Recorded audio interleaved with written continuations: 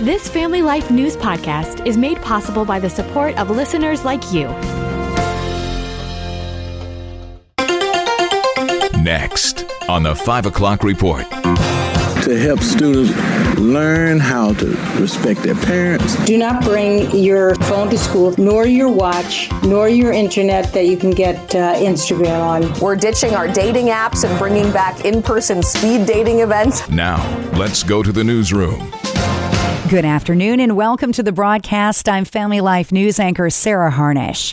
Lockdown lifted. A 28-year-old Army sergeant went haywire on a military base in Georgia today, shooting 5 soldiers. That base at Fort Stewart is now secure. The Army just wrapped up a press conference and say nearby soldiers were heroes. I don't have the details on that, but I know that soldiers in the area that witnessed the shooting immediately and without hesitation tackled the soldier, subdued him, that allowed law enforcement to then take him into custody. CBS reporter Anna Schechter. There's a community hospital within the base.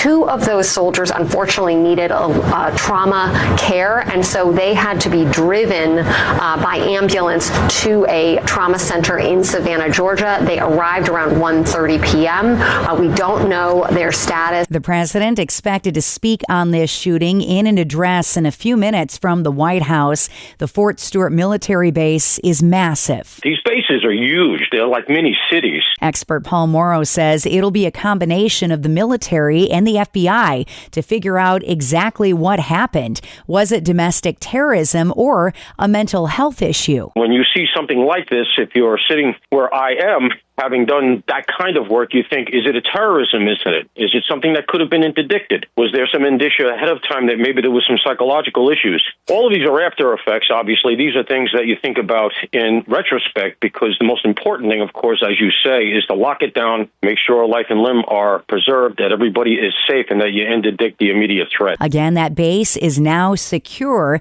5 soldiers shot by a 28-year-old Army sergeant, that gunman, in custody in Georgia. Diplomatic chess. President Trump said today he is open to meeting Russian President Vladimir Putin face-to-face ahead of Ukrainian peace talks. Trump and Putin spoke by phone for an hour today and said the conversation was good, but not one that will lead to immediate peace. This as U.S. envoy Stephen Witkoff's plane landed in Russia. CBS's Sam Vinograd. Steve Witkoff arrived in Moscow with the message that Trump is getting tougher on the customers for Russian energy export. At the same time, Witkoff has also likely discussed the opportunities for Russia if it ends the war in Ukraine as it pertains to reopening U.S. investment in Russia and reinvigorating U.S. trade with Russia, which is almost only a sixth of what it was before the war in Ukraine broke out. It has been 80 years since the U.S. dropped an atomic bomb on Hiroshima in World War II. 140,000 people were killed in that city. Survivor Masako Wada says Japan is concerned about the U.S. putting nuclear-armed ships closer to Russia. Nuclear weapons cannot coexist with human beings. Nuclear weapons were made by humans and used by humans. So it is also up to the humans to abolish them. Leaders from a record 120 countries gathered at Hiroshima's Peace Memorial Park today to honor the victims. The battle over planned congressional redistricting in Texas continues. More than 50 Democratic lawmakers fled to block the plan. Texas House of Representatives Speaker Republican Dustin Burrows says they actually came close to having enough Democrats show up for a quorum to vote on the measure. I believe we will make quorum. We will address those, and it needs to happen sooner than later. Texas Governor Greg Abbott wants to oust the Democratic ringleader who led the fleeing strategy. On the Health Watch, evidence keeps piling up that too much screen time spells trouble for kids' health and mental well-being. A new study shows a possible link between excessive screen time and serious health issues, including heart disease and diabetes. The stress level in the body, or even kids' ability to sort of develop that skill able to regulate their own emotions without using a screen, both of those things could be types of stress that are being affected by screen time and in turn affecting their cardiovascular risk. Dr. Amanda Marma-Parak with the American Heart Association. A new law in Arkansas that requires schools display the 10 Commandments is on hold. A federal judge is looking into whether that law violates the First Amendment. Pastor Jesse Turner says it does not. This is just common sense. Common sense to help students learn how to respect their parents, learn how to respect their peers. Some families are suing 4 Arkansas school districts claiming the law violates the separation of church and state.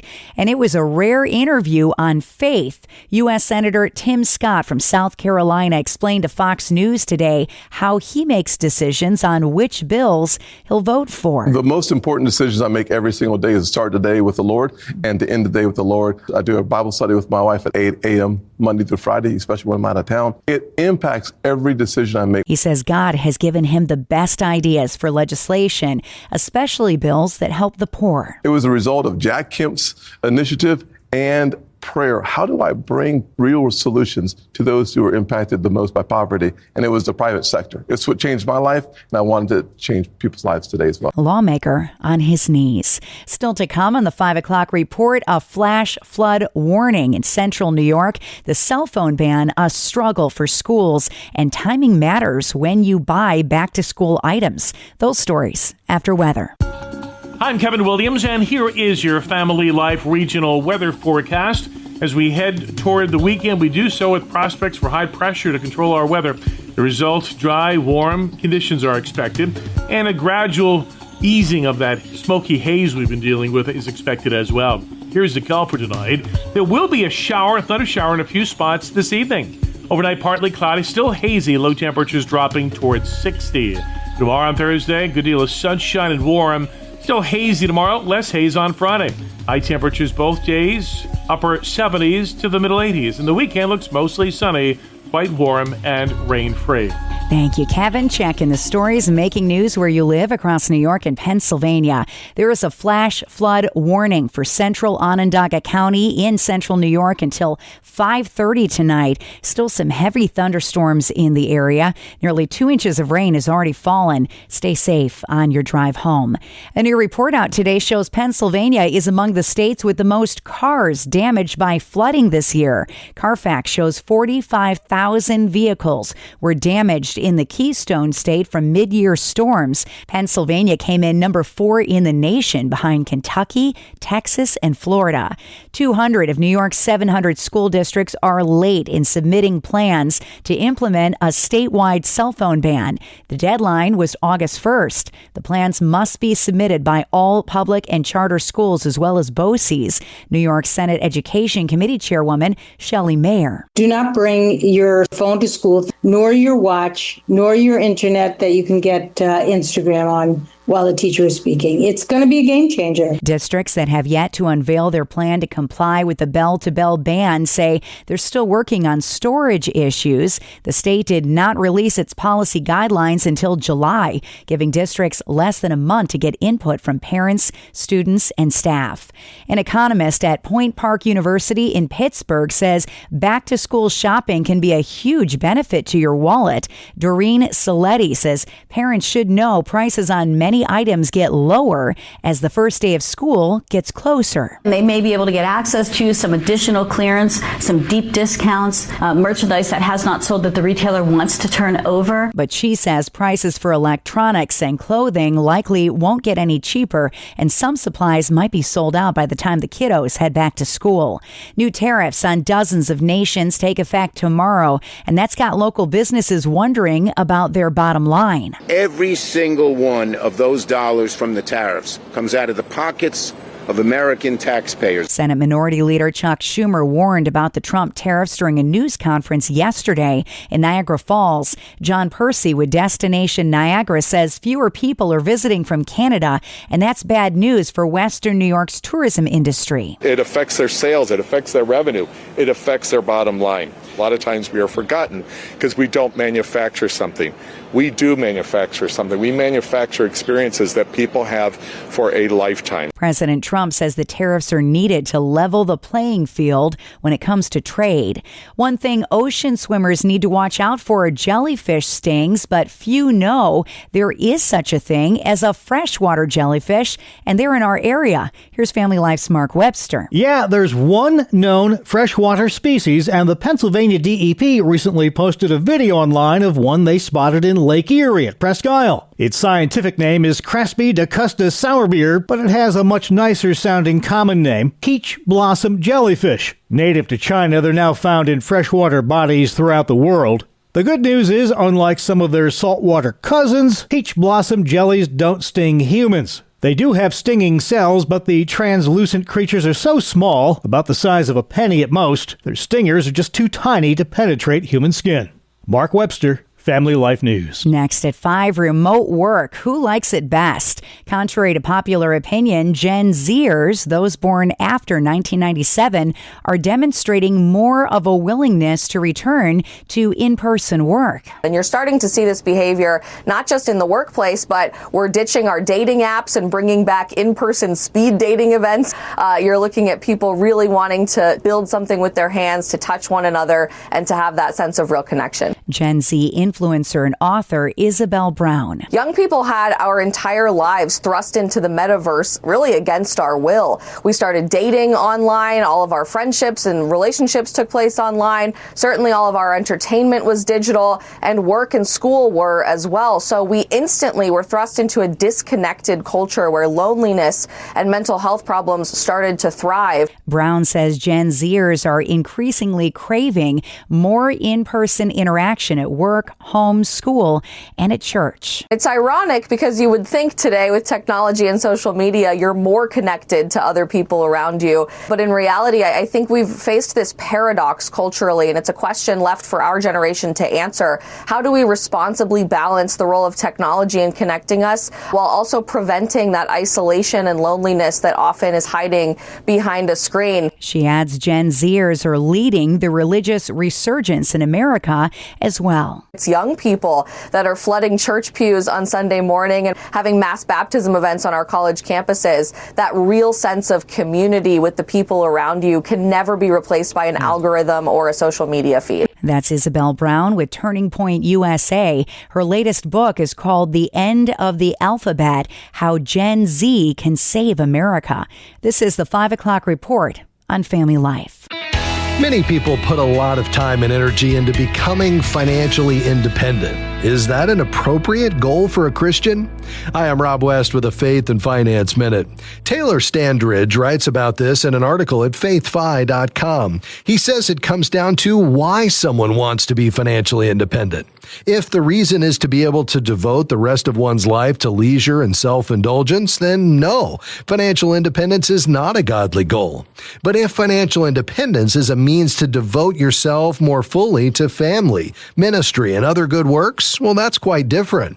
Taylor calls this pursuing a higher calling for money. It's a calling that focuses not on what money can do for us, but on becoming as free as possible to serve God and others.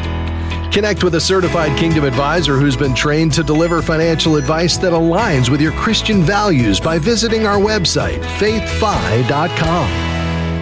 Coming up on the 5 o'clock report, forget the cat that has 9 lives. We got the story of a dog with 9 lives after weather. Hi, I'm Kevin Williams, and here is your Family Life regional weather forecast. As we head toward the weekend, we do so with prospects for high pressure to control our weather. The result, dry, warm conditions are expected, and a gradual easing of that smoky haze we've been dealing with is expected as well. Here's the call for tonight. There will be a thunder shower in a few spots this evening. Overnight, partly cloudy, still hazy, low temperatures dropping towards 60. Tomorrow on Thursday, good deal of sunshine and warm. Still hazy tomorrow, less haze on Friday. High temperatures both days, upper 70s to the middle 80s. And the weekend looks mostly sunny, quite warm and rain-free. Hey, we'll take it. Thank you, Kevin. Finally, at 5, another case of a dog truly being man's best friend. 34-year-old Jacob Schmidt was driving a small truck along a narrow trail in the mountains of Utah when it slid off, flipping more than a dozen times as it tumbled down the mountain. Ejected mid-fall, he wound up dazed and stranded with a broken leg, 2 fractured ankles, and several broken ribs. His phone lost and night fast approaching. Things look bleak. But then there was a ray of hope in the form of his dog named Buddy. Schmidt tells Inside Edition Buddy rode out the crash in a small kennel in the back of the truck. Well, somehow, miraculously, he got out without a scratch. I mean, literally not a scratch. Buddy then led the way down the mountain, a small LED on his collar, a guiding light for Schmidt. He would sit down with his light and I could see a point, that I could crawl to, and I would get all the way to him. And then he would just keep going and he would sit down again. I would half pass out, half fall asleep sometimes, and he would lay right next to me and sit almost on me and kind of nudge me. 11 hours later, Jacob and Buddy made it to a restaurant where 911 was called. Schmidt, now at home recovering, says he likely would not have survived the ordeal without his very best friend, Buddy. And that's the world that we live in for Wednesday, the 6th of August. I'm Sarah Harnish, and this is the 5 o'clock report on Family Life. Thank you for listening to this Family Life News podcast. If you've been encouraged by what you've heard, please share it with others and click the subscribe button to automatically receive future episodes. Family Life is a listener-supported ministry. Podcasts like this are made possible by your financial partnership. Find out more at familylife.org.